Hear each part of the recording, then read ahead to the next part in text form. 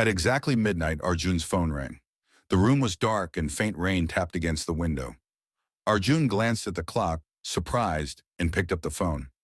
An unknown number flashed on the screen. Hesitating for a moment, he answered. "Hello?"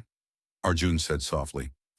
A slow, mysterious voice from the other side whispered, "If you want to save your life, leave the house right now." Arjun's heart began to race.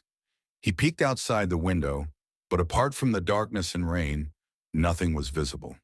For a moment he thought it might be a prank, but then, suddenly, the lights in his house went out.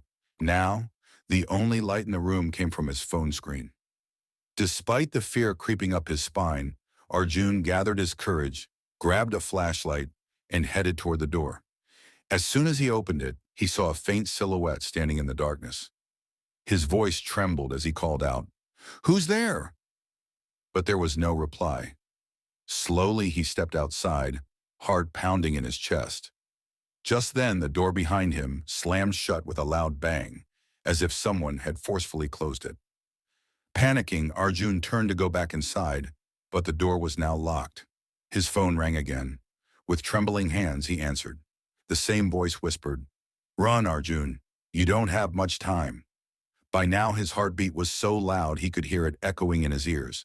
Without thinking twice, he sprinted toward the front gate. As soon as he opened it, a blinding light hit his eyes and the blaring sound of car horns filled the air.